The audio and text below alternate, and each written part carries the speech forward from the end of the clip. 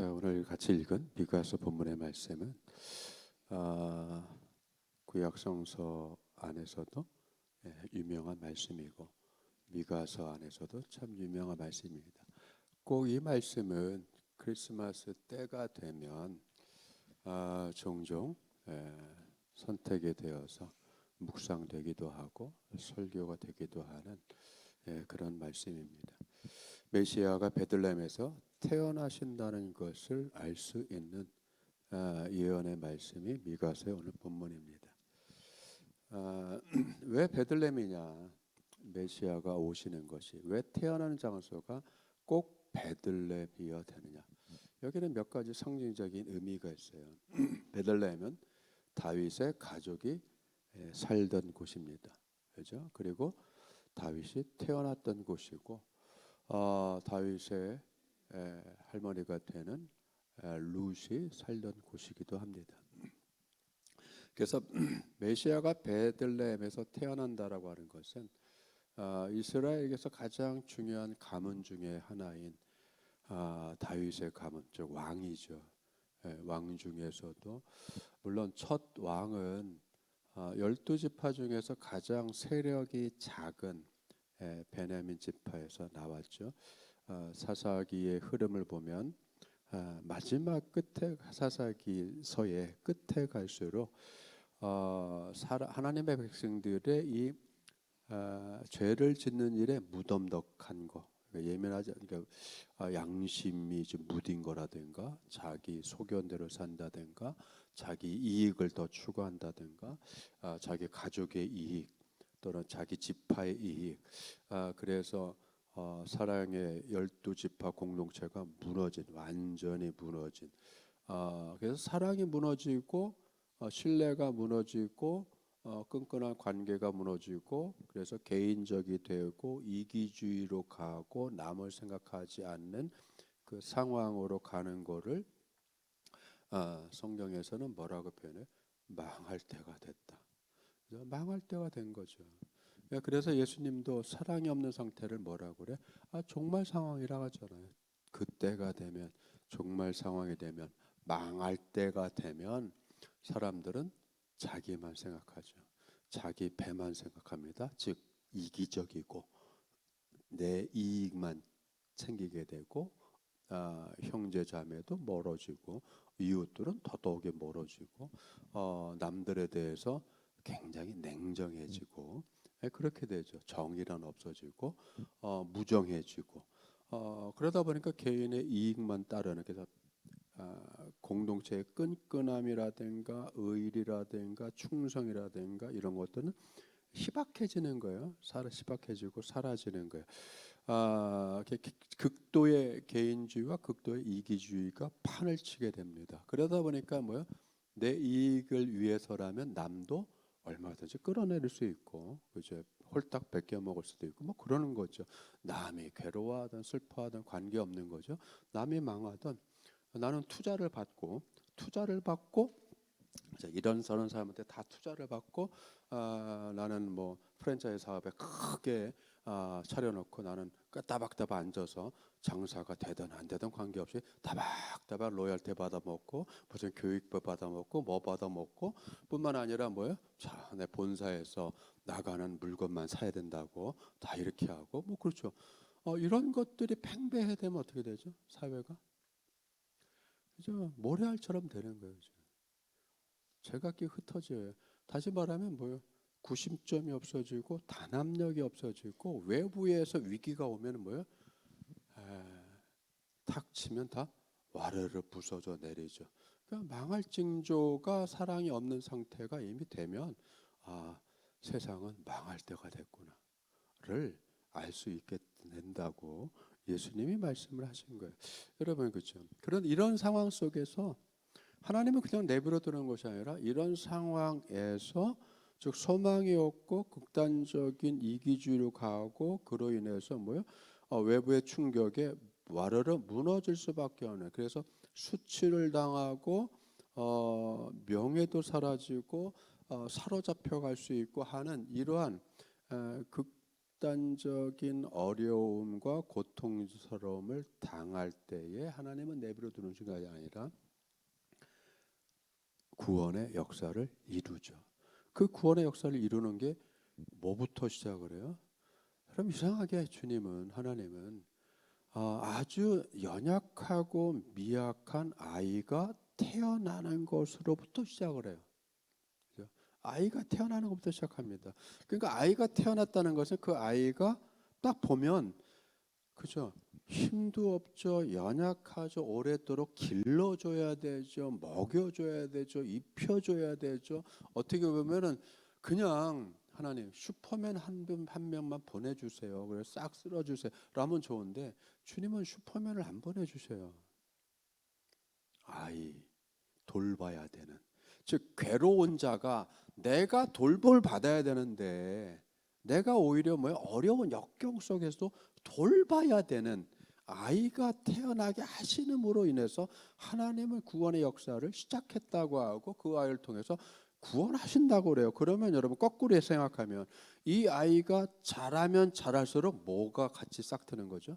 고난 속에서 소망이 싹 트는 거예요.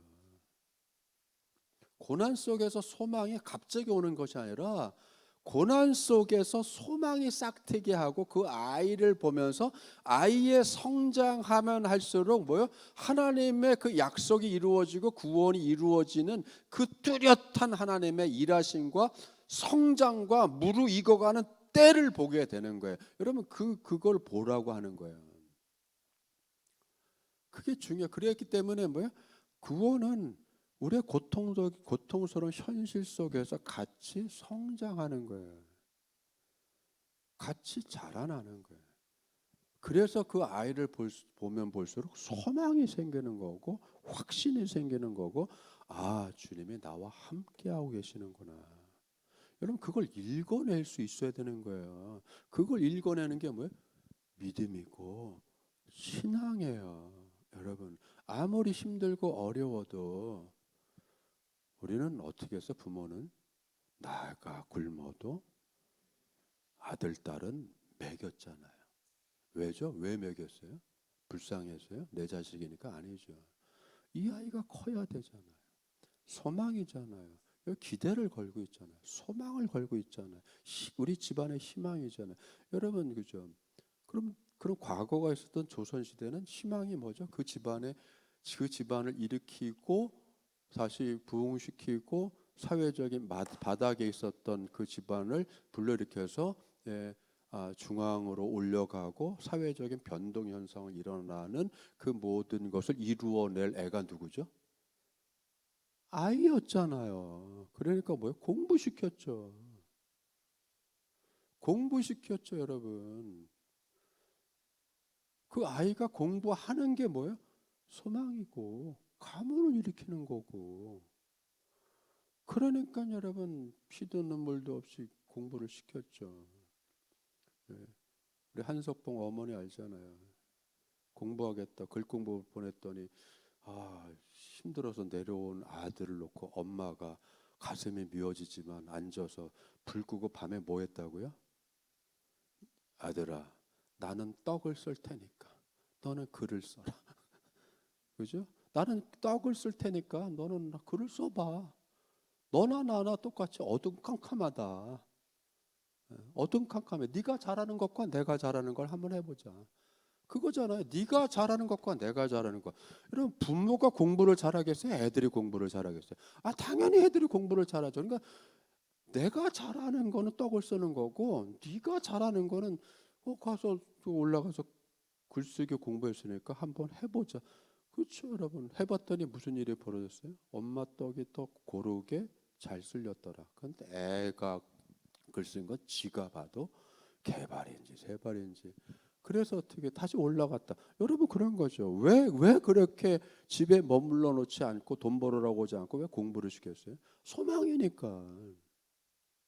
소망이죠, 여러분. 소망은 자라고 커가는 거예요. 어디서요?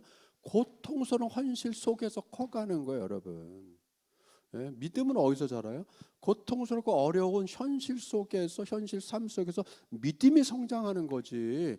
등 따뜻고 배부르고 일들마다 잘 되고 형통하고 아무 근심과 걱정 없는 속에서는 믿음은 안 자라요, 여러분. 믿음의 토양이 아니란 말이에요. 그죠? 오히려 썩죠. 있던 믿음도 사라지잖아요. 그죠? 있던 믿음도 사라지죠. 열심히 잘했던 기도도 점점 줄어들잖아요. 그죠? 절박함이 사라지잖아요. 왜? 풍성하고 풍족하고 여유로우니까. 그거를 하나님의 복이라만 느끼는 거잖아. 야, 복 받았네. 오늘도 고통이 없었어. 복 받았네. 오늘도 잘 됐어. 여러분, 그게 복이에요? 그게 복은 다는 아니죠. 그로 인해서 복으로 인정하고 하나님께 감사하는 건 좋은데 믿음이 떨어지고, 그죠?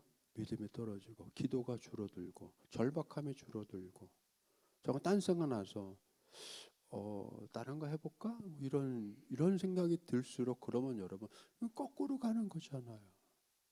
그 풍성함이 그 여유가 뭘 갖다 준 거예요?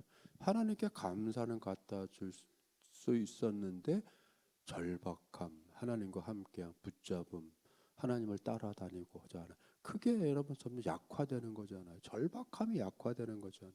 절박함이 약화되고 하나님만 바라보는 시선이 자꾸만 딴 데 눈길을 갖기 시작하고 하면 마음에 뭐가 들어요? 딴 생각이 들어오잖아요. 그러면 점점 어떻게 되죠? 주님의 자리가 좁아지잖아요. 주님의 자리가 좁아지고 주님의 자리가 뭐 내 마음 한 구석 구색탱이로 밀려나고 내 마음 한 가운데는 뭐가 차지했어요? 돈이 차지하고 뭐가 차지하고 여러분죠. 그러니까 오늘 말씀 중에서 희망을 말씀하시고 소망을 말씀하시는데 그 소망과 희망이 뭐예요? 자, 딸 군대여 너는 때를 모을지어다. 왜 때를 모아요? 즉 군대를 모집하는 거죠. 인력을 모집하는 거죠. 왜?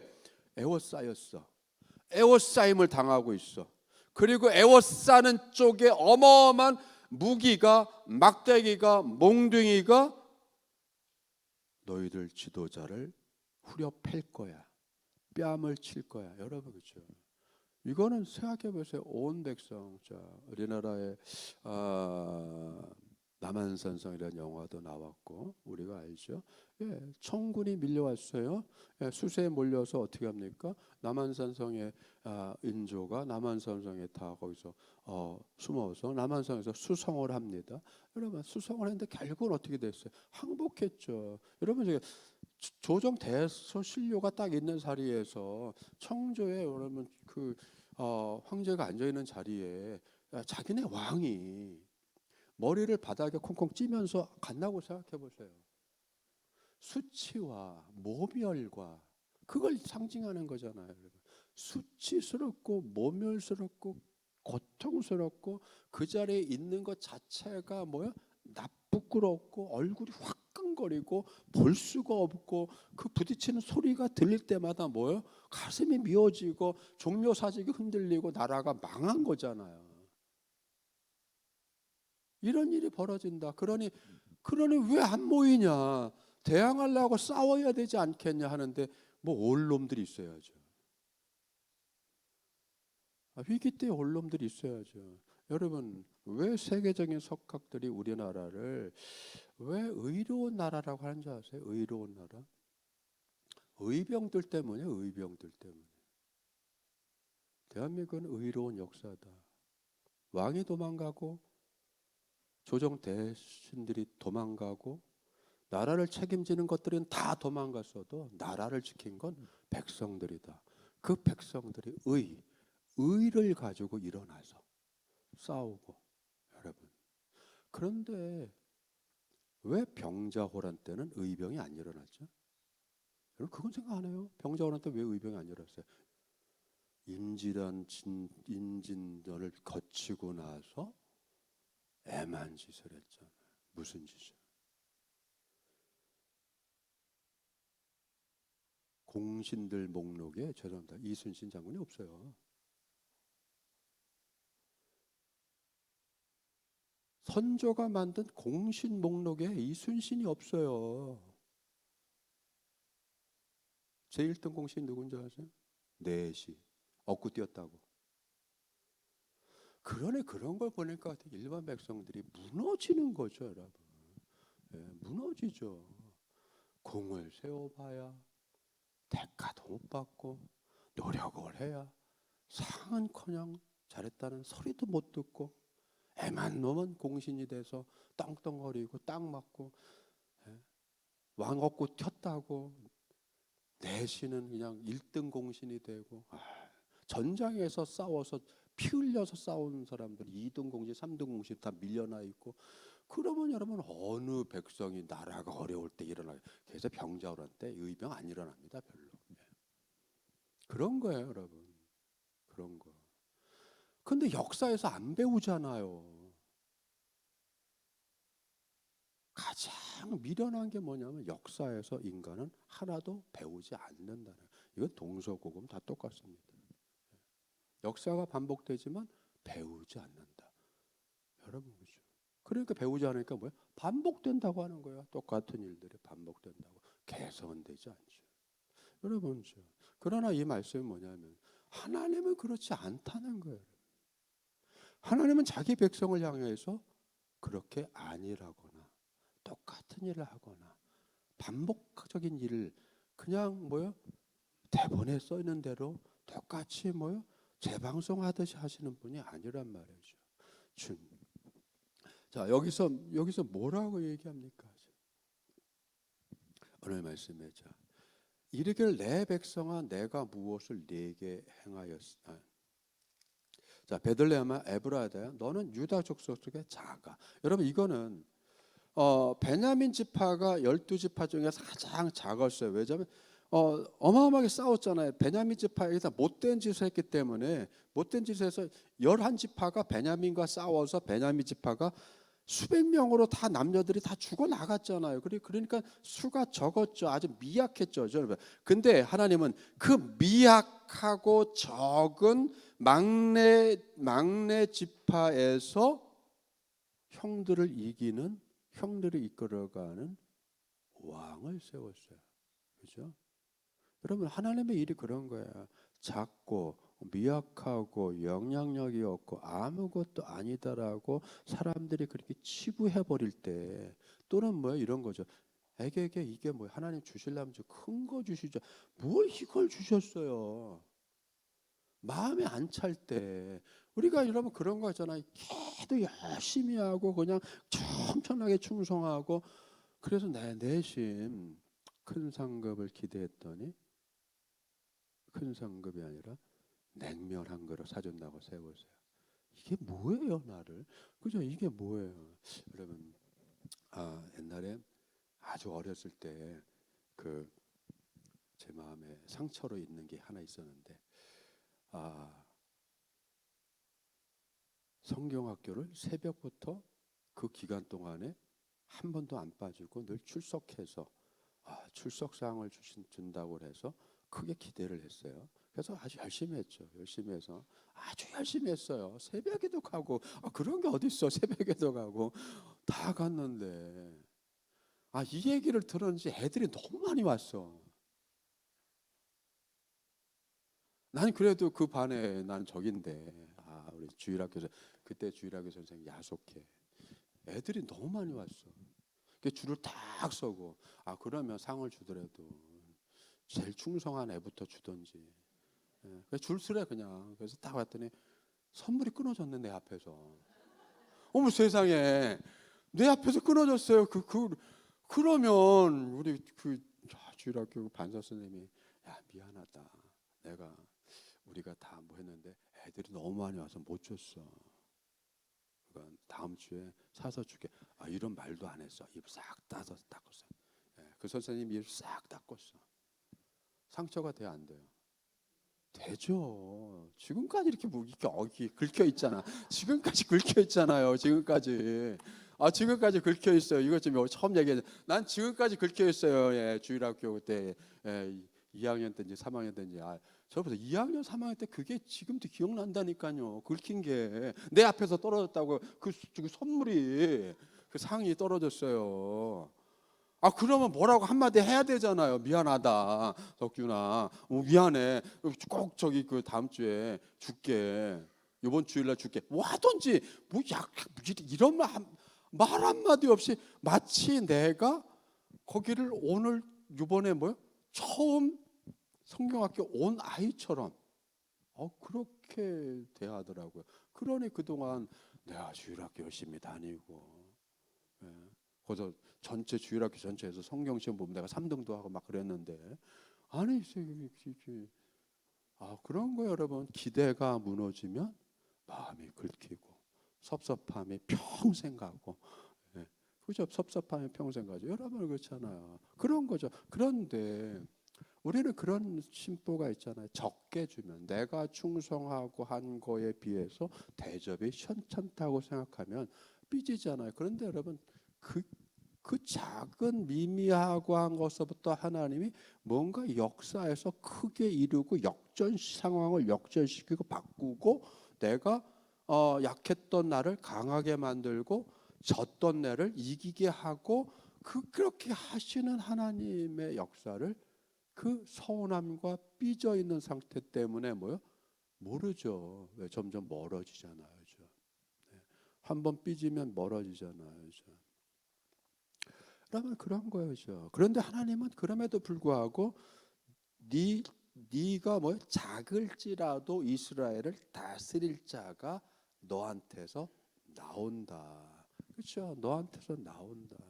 작은 것부터 시작하여서 크게 이루시고 이기게 하시고 이끌어가게 하시고 지배하게 하시고 통치하게 하시는 그 하나님의 놀라운 것이 다 구원의 역사라고 하는 거예요. 그죠? 구원의 역사는 갑자기 큰 능력으로 휘몰아치는 것으로가 보여지는 것이 아니라 작은 것에서부터 아주 미묘하고 약하고 애게게 할 정도로 무시해 버릴 정도의 그 상황에서부터 이미 하나님의 구원이 시작되었고 하나님은 구원하신다는 거예요. 그거에 함께 하는 거죠.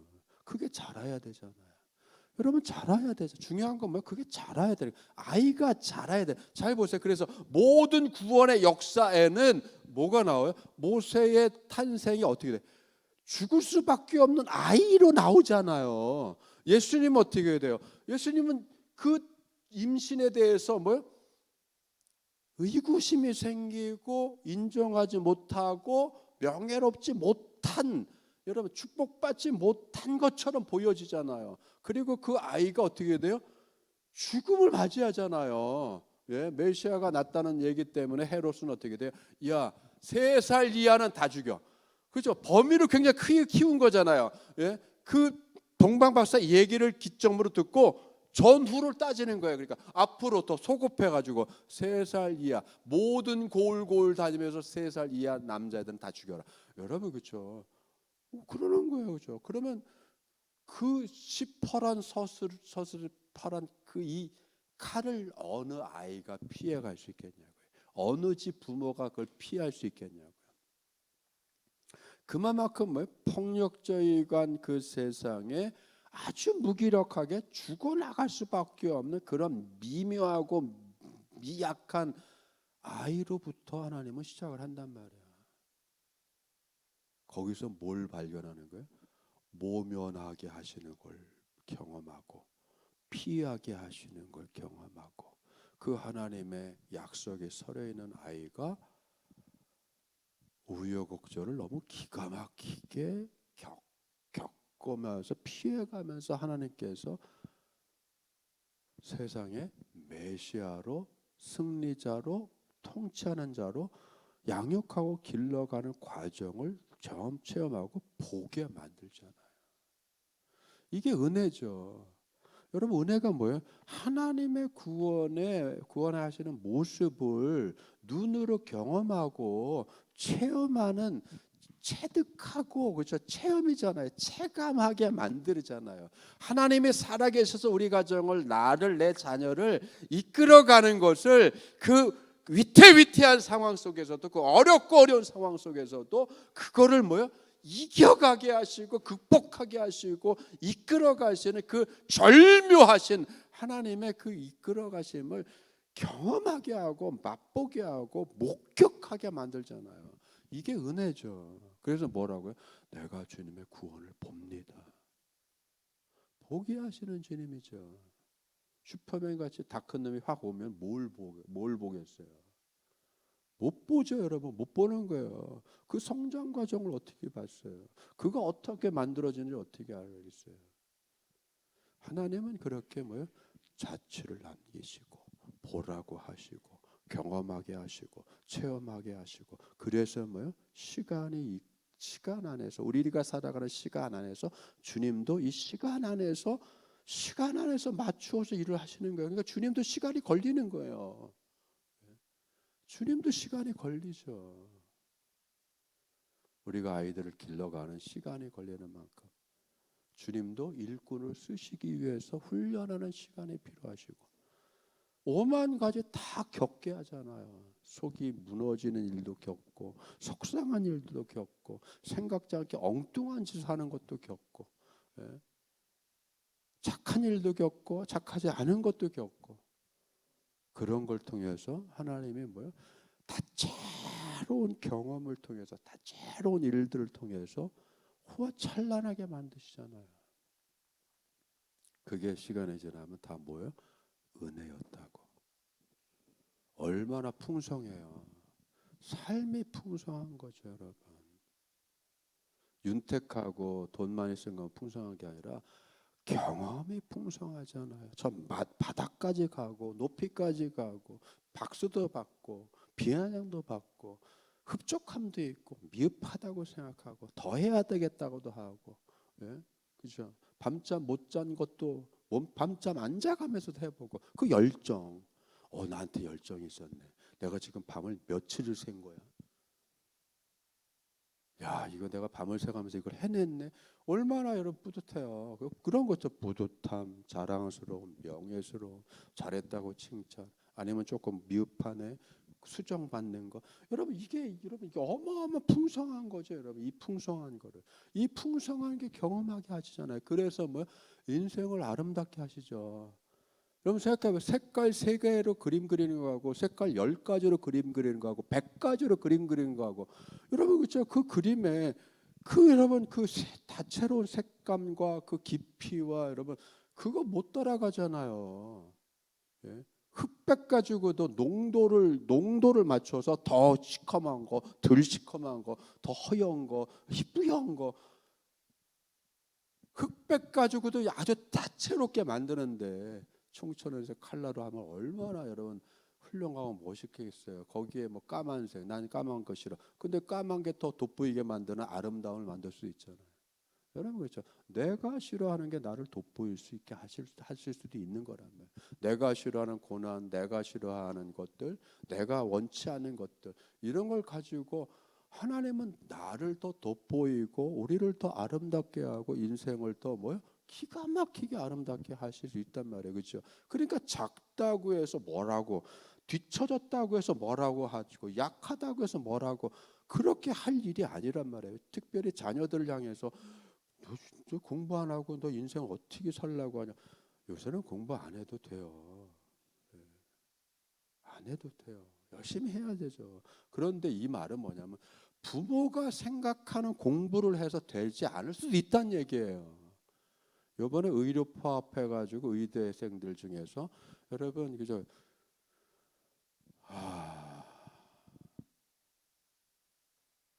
학교를 또 다녀야 될 학생들이 몇 명인 줄 아세요? 어마어마합니다. 거의 40몇 프로가 다 저게요. 유급이에요. 생각해 보세요. 그 수천 명이 다 유급을 당했어. 그런데 그만둔 애들도 있대. 안 하겠대. 여러분 그렇죠. 의대 들어가서 다 성공합니까? 여러분 변호사 돼도 다 성공할까요? 지금 변호사 돼가지고 개업했더니 월 300 벌기도 힘들어 죽겠대. 여러분 변호사 돼도 월 300 벌기 힘들어 죽겠대요. 그거 월 300 벌려면 아주 뛰어다녀야 되는데 언제 거대 노펌 가서 무슨 10억 연봉 20억 연봉 여러분 그렇죠. 그거 하려면요 미국 변호사도 따야 되고 국제 변호사 따야 되고 뭐도 따야 되고 딸 게 무지하게 많아요. 영어도 잘해야 되고 언어도 잘해야 되고 만능이 아니면 안 돼요.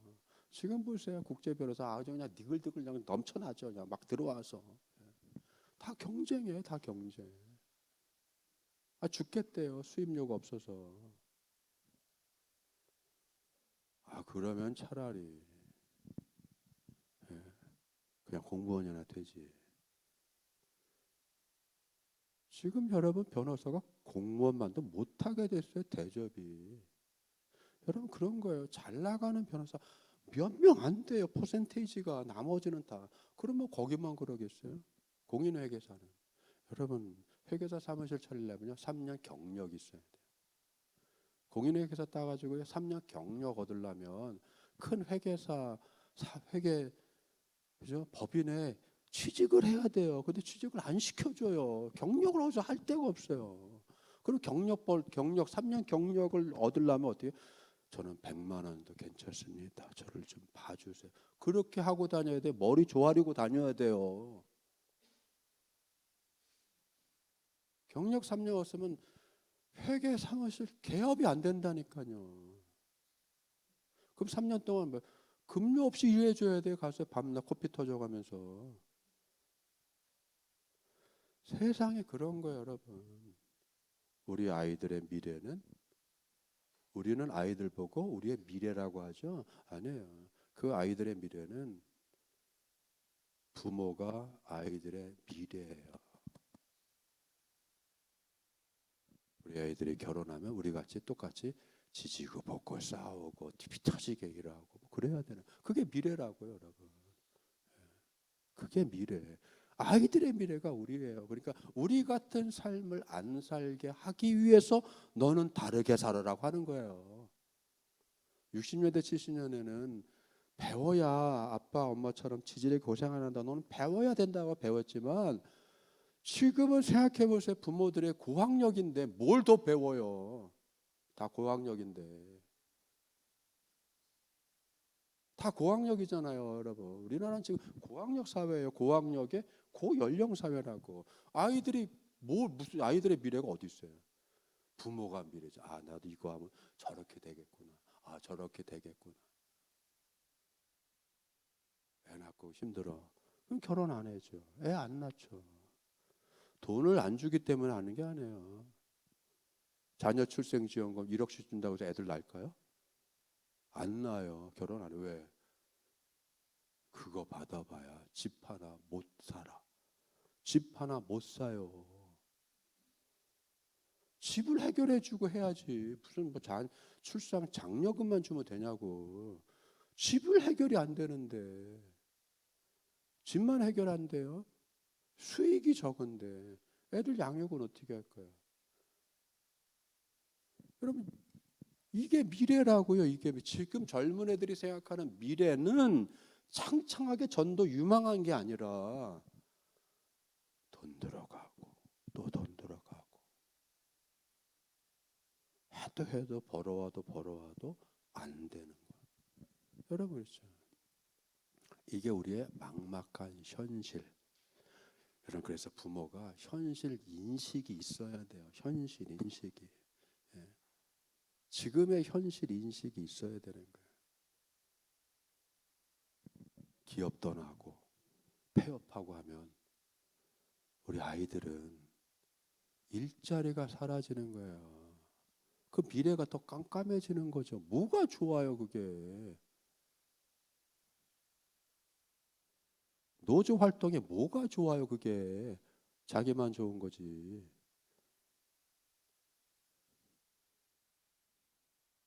자기만 좋은 거죠. 국민요금도 고갈된다는데 세금을 내야 국민연금이고 뭐고 되는 거죠. 법인세를 낼 수천만 원이 아니라 수억, 수조씩 법인세를 낼 회사들이 문 닫은 상황에서 깜깜한 거죠, 여러분. 이런 상황 속에 여러분, 믿는 우리들이 기도하고 현실 인식을 갖고 하나님께 요청하고 하나님께 부르짖고 하나님께 매달릴 일이 뭐예요? 주님 구원하여 주시옵소서. 구원하여 주시옵소서. 여러분 이게 그 얘기예요. 그가 여호와의 능력과 그의 하나님 여호와의 이름의 위엄을 의지하여 하고 서서 목축하리니 그들이 거주할 것이라. 이제 그가 창대하여 땅 끝까지 미치려. 뭘 얘기하는 거예요? 하나님이 이루실 구원의 역사를 이행하고 그걸 사역으로 삼을 메시아잖아요. 그 메시아가 어떤 모습이에요? 목자와 같이 양떼를 돌보듯이, 양떼를 먹이듯이 양떼를 이끌어 간다. 여러분 그렇잖아요. 통치하고 주재하고 애햄거리고 큰소리치고, 그게 아니라, 그런 통치자가, 그런 폭력적인 통치자가 아니라 하나님이 세우시는 메시아는 선한 목자와 같아서 자기 양을 자기 돌보듯이 먹이고 입히고 이끌어가고 돌보고 쉬게 하고 기력을 보충하게 하고.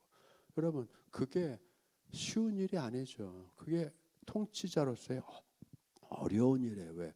자기를 내려놔야 되잖아요. 어디까지 내려놔요? 양의 위치까지 내려놔야죠. 양의 고달픔을 이해해야 되잖아요. 이걸 느껴야 되잖아요. 여러분 지금 20대 30대들이 반려견을 열심히 하다가 지금 제일 많이 파양하고 버리는 것이 20대 30대의 반려견을 길렀던 사람들이 제일 많이 버린대요.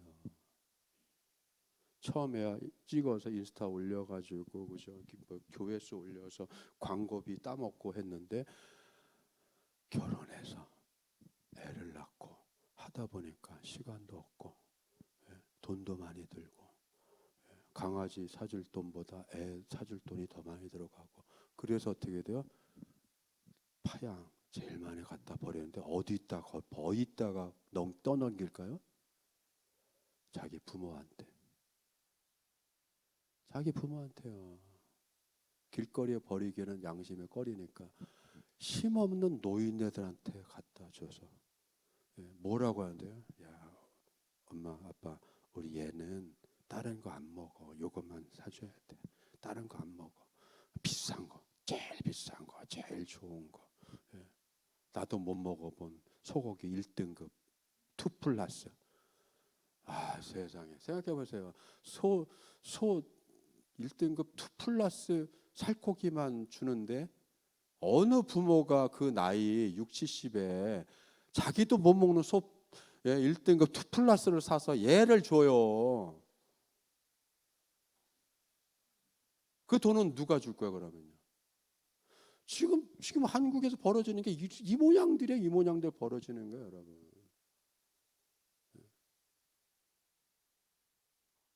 부모한테 떠넘기고, 개까지 떠넘기고, 고양이까지 떠넘기고. 그랬더니 부모는 억지로 받았는데 싫어서 기르기 싫었는데 뭐야? 그래도 얘 때문에 오니까 부모 보러 온 게 아니라 강아지 보러 와서 그것만도 고마워가지고, 그것도 고마워서, 그게 고마워서요. 어거지로 맞고 있대잖아요. 어거지로. 그러다가 나중에 시간 지나면 야 그래도 얘한테 우리 정들었다. 싫은 소리 못해서. 여러분 싫은 소리 못해서 그나마 얘들 다 정들었어. 괜찮아 걱정하지 마. 다 정들었어. 정들긴 뭘 정들어요. 이거와 똑같은 거지. 얘야 나는 고등어 머리가 맛있다. 나는 어두일미라고 하지 않냐. 머리가 맛있어. 몸뚱아리 넣어 먹어라. 맛이 넣는 몸뚱아리 넣어 먹고 맛있는 대가리는 놔주고. 그랬더니 어느 아들이 철 들어가지고 엄마 생각하면서 고등어 대가리만 한 박스 쫙 해서 보내대잖아요. 고등어 대가리만 한 박스에 탁 해가지고 아주 포장 잘해가지고 엄마를 생각하면서 엄마가 그동안 그렇게 맛있는 고등어 대가리가 생각나서 맛없는 몸통은 내가 가지고 있고 맛있는 머리는 보내니까 맛있게 드세요. 그런 일이 벌어진다니까요. 나는 고등어 머리만 좋다. 고등어 머리. 그게 참말이냐고요. 진심이냐고. 아니잖아요. 아이들한테 아들 딸한테 싫은 소리 못하는 그 부모의 마음. 여러분 주님도 때때로 싫은 소리 못 하셔요. 받아들여 주시고 이해해 주시고 키워 주시고 힘 주시고. 여러분 오늘 그 하나님의 마음이, 그 아버지의 마음이, 그 마음이죠. 힘들고 어려울 때 함께 하시면서, 한마디로 나와 함께 가자 하는 것처럼, 고난의 때 나와 함께 하자. 어렵지? 나와 함께 하자.